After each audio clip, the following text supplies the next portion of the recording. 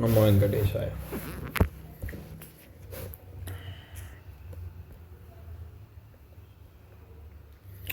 Now we are going to discuss about the metabolic response to the injury. The metabolic response to the injury is a series of hormonal, inflammatory as well as metabolic changes occurs in the body following trauma, surgery, burns, infection, survival and tissue repair. Okay, ಇದರದ್ದು main aim ಅಂದರೆ ಟಿಶ್ಯೂನ survive ಮಾಡಬೇಕು.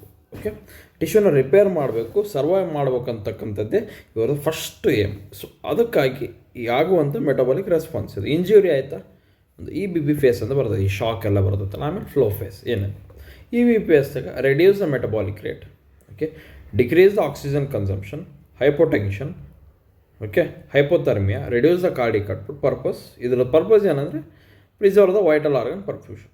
Okay, ಇವೆಲ್ಲ ಈಗ metabolic rate, oxygen consumption ಜಾಸ್ತಿ ಆಯ್ತು, hyper tension ಆಗಿಬಿಡುತ್ತೆ ಅಂದರೆ ಈ ವೈಟಲ್ ಆರ್ಗನ್ ಪರ್ಫ್ಯೂಷನ್ನು ಜಾಸ್ತಿ ಆಗಿ ಈ ಒಟ್ಟ distract ಆಗಿಬಿಡ್ತೈತಿ.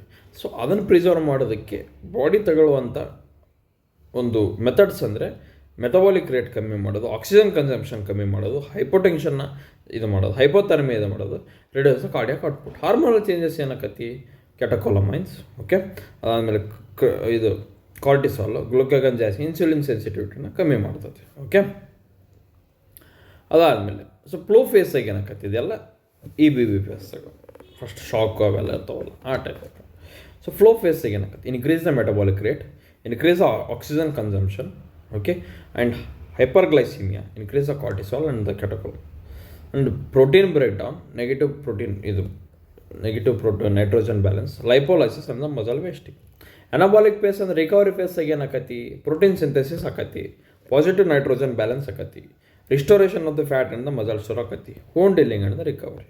And one line conclusion: the metabolic response to the injury is a predictable, adaptive process involving an initial conservation phase followed by the hypermetabolic catabolic state and eventual recovery. ಏನಿಲ್ಲ, it is to prevent the muscle or the tissue which has undergone some injury or surgery or something like burns.